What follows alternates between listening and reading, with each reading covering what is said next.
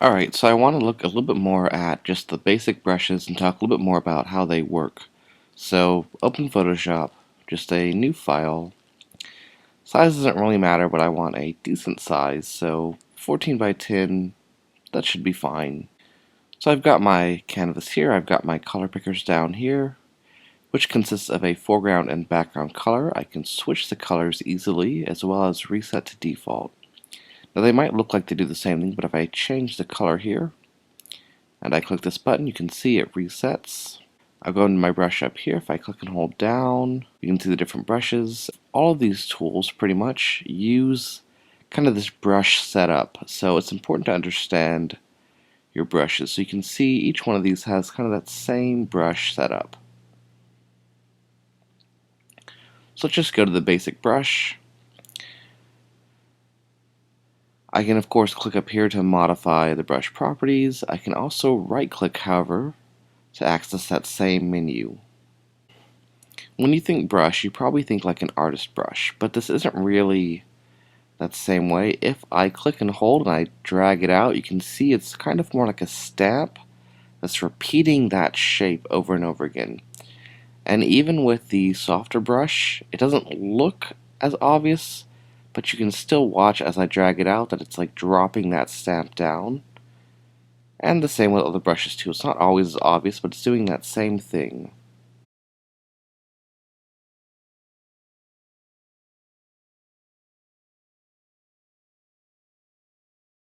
I'm just going to go into my history window and go back to the starts, and let's look at a couple other brushes too. So this behaves that same way once again too. It's just repeating that same shape as I drag it across.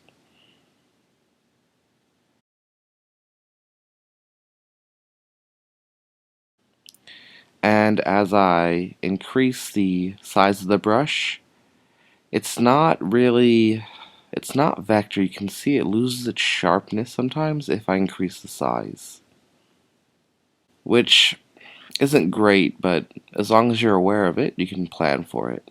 So just go to my history window, reset back to the start. Let's get a basic brush, and let's talk about a few more things it can do. So I can change the size quickly and easily with my brackets.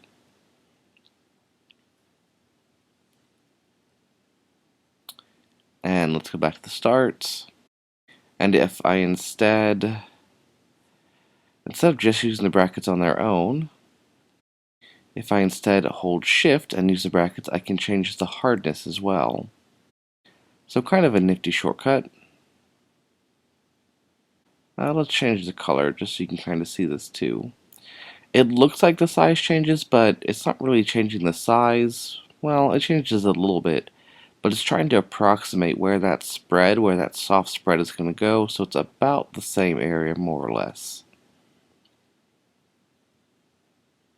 Red's kind of an obnoxious color. Let's try something a little less obnoxious. Maybe this blue.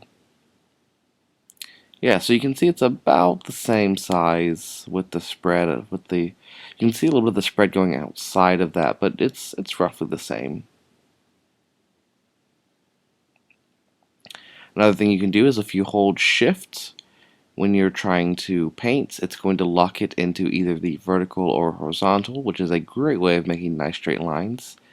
However, you cannot do diagonals. Normally when you hold shift, it locks you into 90 or 0 degrees or 45 degrees, but you can't get your perfect 45s.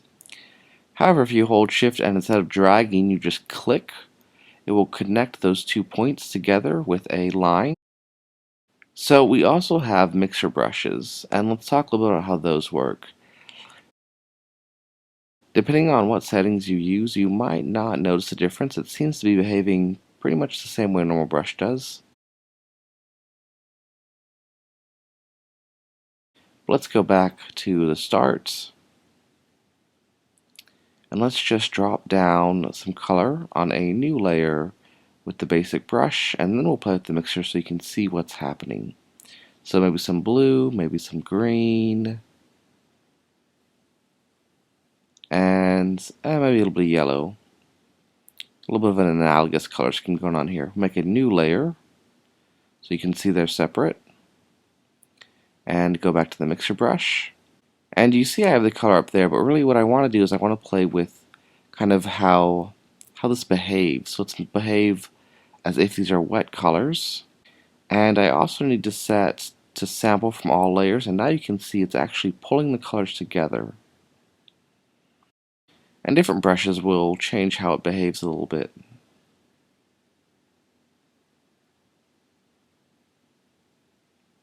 So you kind of have to figure out which one is right, and that might be a little bit of experimentation. If you play with it a lot, you'll start to get used to it. So I'm actually going to use a photo to show a little bit more what you can do with this mixer brush. So let's use my lizard here.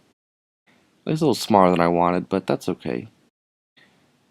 It will still show the purpose. I'm just going to make this a little bit bigger, make a new layer. I'll shrink that little menu there. And I don't think I like this brush. Let's try a different brush. Maybe this brush. Yeah, it's okay. So I'm using all the same settings I showed before, that wet setting as well as the sample all layer setting. And now I'm just sort of tracing along my lizard, different edges. I want to kind of trace along the different sections, along the different colors, because I don't want to lose the details, and pulling across will smear that. And so I'm trying to kind of work within the different sections of it, and I'm giving it sort of a painterly effect by doing this.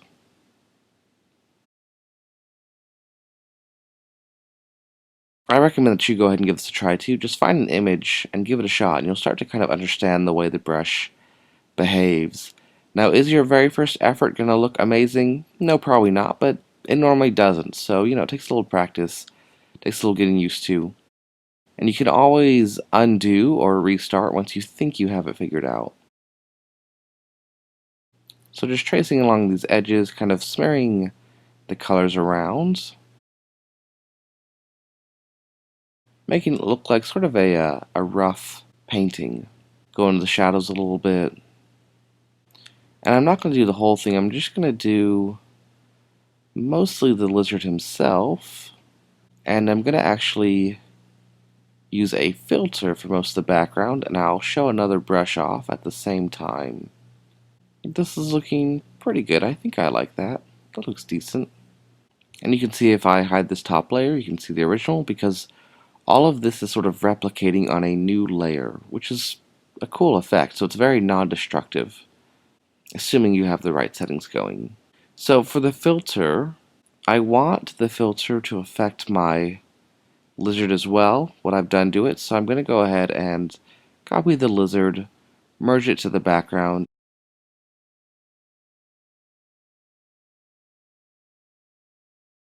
I've switched to the history brush, but it doesn't really matter right now. I'll show you what it does after I drop a filter on here.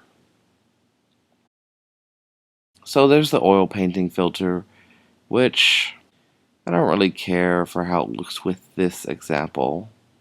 Some of this isn't too terrible, but I'm just not, I don't know if I really like any of this. No, none of it really seems to help in my opinion for right now. Let's go ahead and go to cancel, and let's go to I think the filter gallery. So a lot of these, in my opinion, aren't great. They're kind of relics of an older Photoshop, and a lot of it is sort of things that we can do just because we can. But every now and then you can find one that's pretty decent. I think that's decent. But I'm not sure it's what I want right now. I think instead I'll go with maybe this one. I think that looks pretty good. So we'll go ahead and do that. Now, using this history brush, I can go into my history window and I can tell it where I want it to sort of pull from. Instead of clicking on the words themselves, I'm going to click on these little check boxes, and that will let me kind of paint back into the past before I applied this filter. So it's a pretty cool little tool. Adjust the size where I kind of want it, and I can even use the more unusual brushes with this as well, and I'm just going to kind of paint along my lizard to kind of pull back to that painterly effect that I had kind of manually done. I'm not going to do the whole thing, just kind of little bits here and there, kind of pull it back a little ways away from that filter, make it look a little less automated. I kind of like the texture of the leaf itself. I don't want to lose all that. So if I go back to my history brush, I can go back to the start and kind of see the difference. I guess I didn't really like that filter that much because I kind of got rid of most of it. So maybe I need to add a new filter on. Guess I'll remove a little bit more while I'm at it, since I'm going to add a new filter anyways. Didn't quite turn out as much as I thought I'd like it. I could go back and undo just the whole thing, but I'll leave in a little bit just in case. So you can see the difference from the original as well as the difference between running that filter. Yeah, it's getting there. We'll go back to the filter gallery. And maybe let's try this one after all.